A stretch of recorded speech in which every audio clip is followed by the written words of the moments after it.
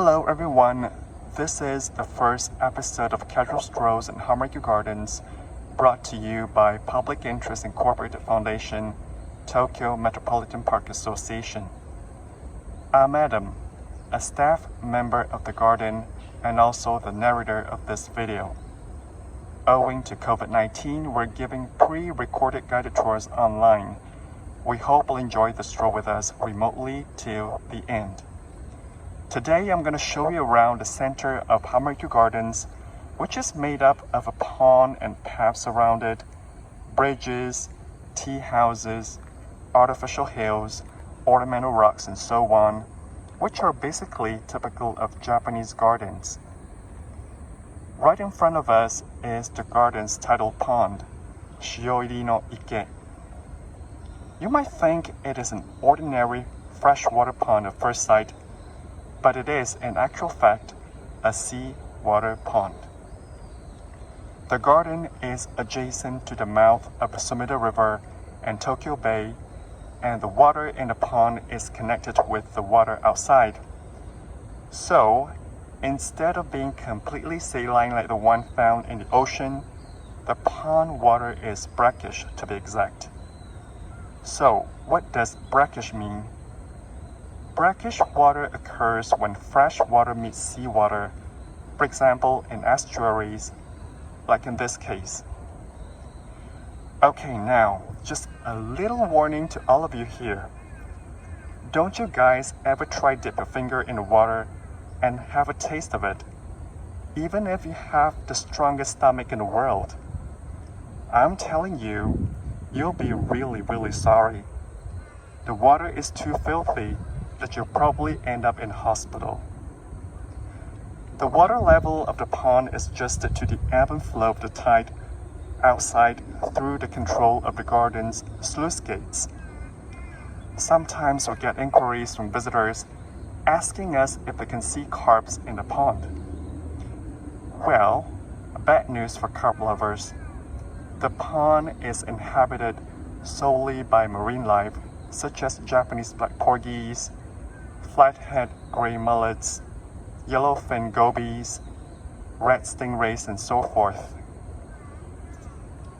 Okay, now I'm going to cross the bridge called Otsutai-bashi that connects the banks of the pond with Nakajima, the main islet situated in the middle of the pond.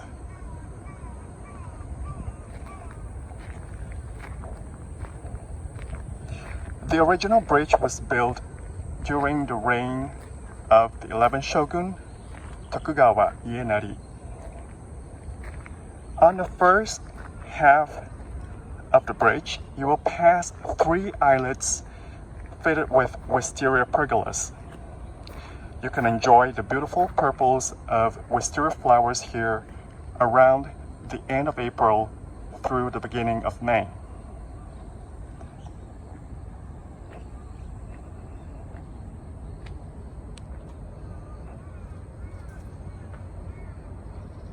Walking on the bridge, if you're attentive enough, you might wonder what these strings tightly stretched on top of the handrails are for. Well, they're bird repellent. You know, birds are like humans. They like to enjoy beautiful scenery like us. So while admiring the surrounding scenery on the handrails, they might have the call of nature, you know, just like all of us. And they can control themselves. That's the problem. So to prevent such accidents, we stretch these strings on the handrails to stop them from staying on them. I'm telling you, they absolutely work. No bird poop anymore. Yay. Okay, let's move on.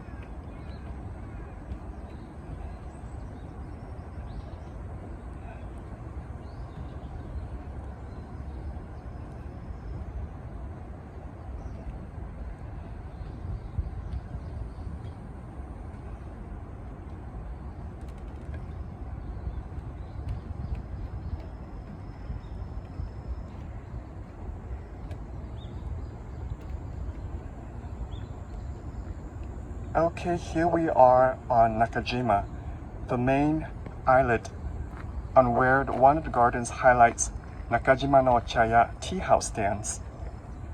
Before that, let's cross Nakajimabashi, the wooden bridge with a beautiful arc that we can see on our right-hand side. The original bridge was initially built in the early 17th century.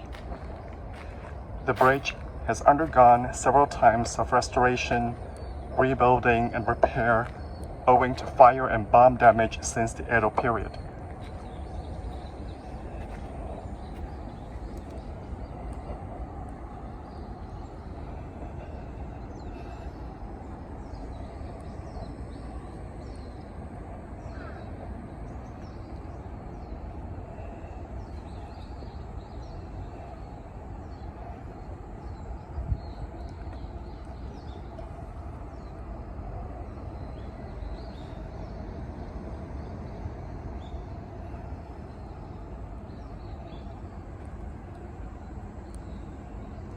Okay, let's get back to Nakajima-no-ochaya Tea House.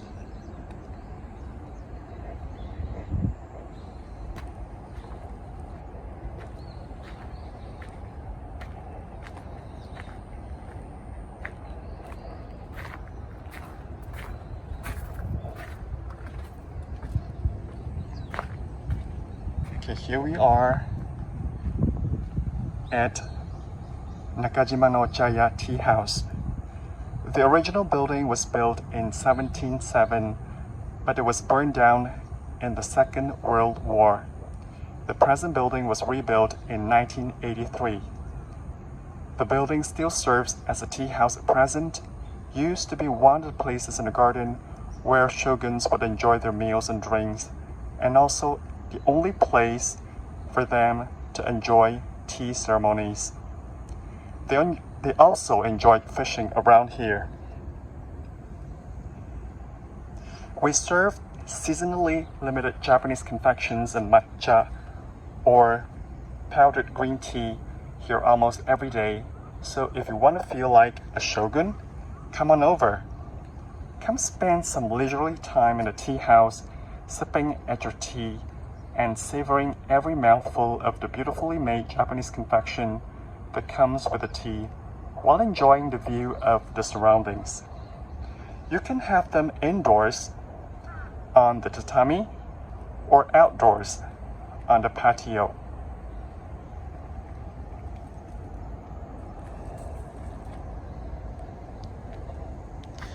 Okay, now having left the tea house, I'm going to cross the other half of the bridge.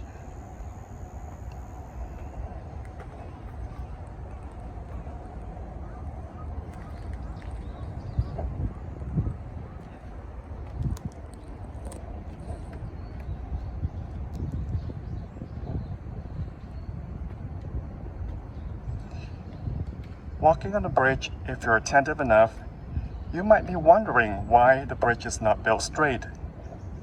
Word has it that the right angle design is meant to give visitors a feeling of tension before crossing that part and a sense of relief after crossing it.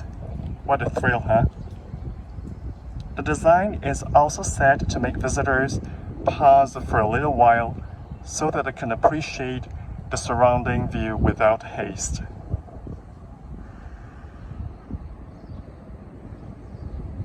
Awesome, right?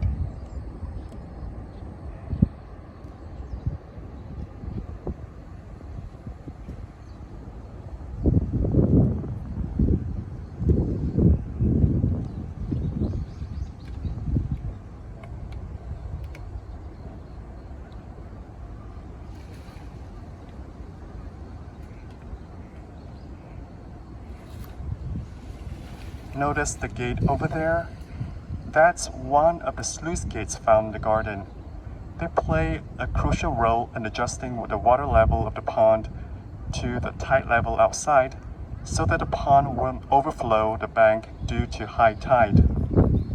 Oh, by the way, the pond is the only functioning tidal pond found in gardens that last out from the Edo period in Tokyo.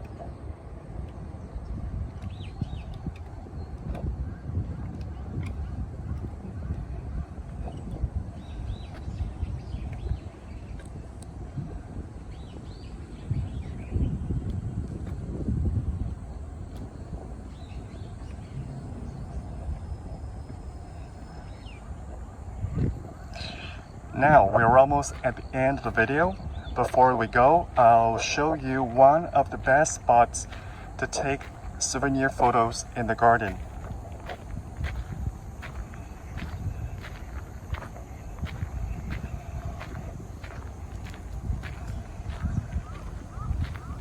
Okay, let's get to the grass up there.